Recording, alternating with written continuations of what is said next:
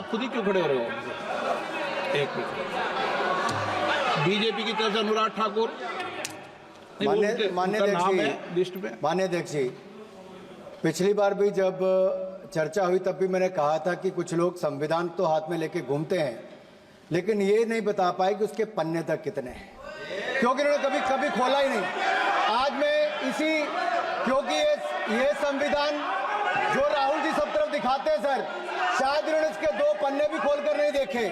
अगर आप इसका प्रीफेस देखेंगे, प्रीफेस किसने लिखा सर? सुप्रीम कोर्ट के वरिष्ठ अधिवक्ता गोपाल शंकर नारायण जी, उन्होंने लिखते हैं, our constitution was crafted by the finest and most emancipated minds of the time and thankfully not directed by the confused Nehruvian social policy that guided success governments। वो इनकी नेहरू जी की विचारधारा पर सवाल खड़ा करते हैं और उन्होंने लिखा है कि giants like B.R. Ambedkar, B.N. Rau, Sardar Patel, K.M. Munshi Alladi debate provisions to protect the basic freedom. उन्होंने श्रेय दिया है तो अम्बेडकर जी को, सरदार पटेल और आगे। सर इसके अगले पन्ने पे क्या लिखते हैं गोपाल शंकर नारायण, और ये इन्हीं का ही है सर, मैं नहीं पढ़ रहा हूं, जो इन्होंने हाउस में दिखाया। इसमें लिखा है, were it not for the strength of the document Indira Gandhi would have been compelled to end the darkest episode in independent India by ending the emergency. यानी कि संविधान की ताकत थी, जिन्होंने इंदिरा गांधी जी की इमरजेंसी को खत्म किया था, तो इस संविधान की ताकत थी।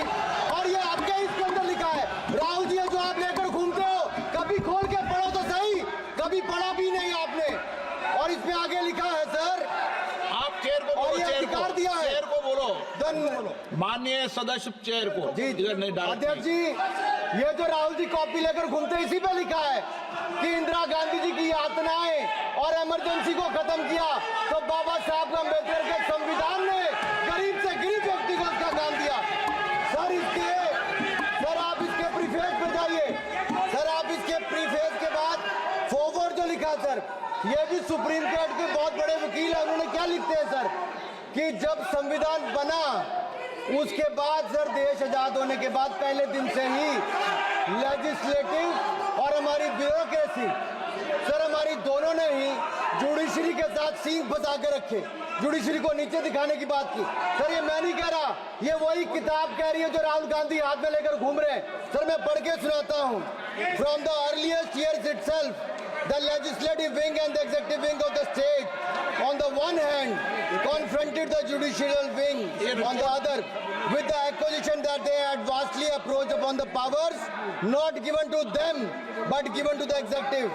The then law minister on 28 October 1976 issued a strident warning to the judges of the Supreme Court, and I quote, sir मैं quote कर रहा हूँ, an atmosphere of the confrontation was thought to be created by those whose duty it was to see that they did not encroach upon the field which did not legitimately belong to them. Nothing should be left undone now to ensure that such a situation did not recur. If even after the amendments confrontation continues, then I think it will be a bad day for the judiciary.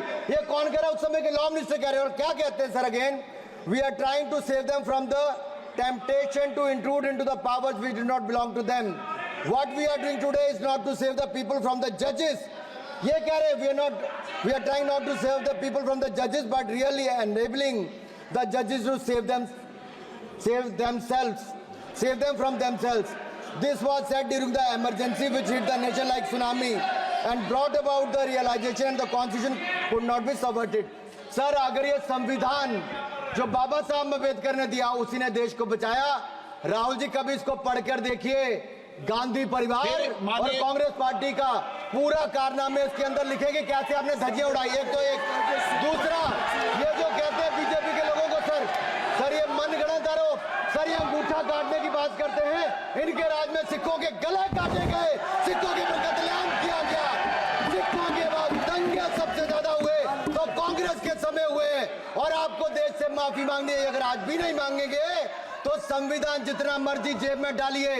आप संविधान को जेब में लेकर घूमते sir, इन्होंने संविधान को तार-तार करने का काम किया है, इनको देश से माफी मांगनी चाहिए। मुझे आपका संरक्षण इसलिए चाहिए था कि झूठे आरोप लगाने बंद करे ये संविधान की रक्षा आपने कभी नहीं की।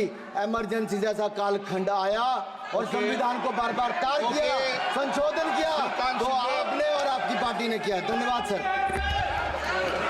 श्रीकांत शिंदे। धन्यवाद अध्यक्ष जी।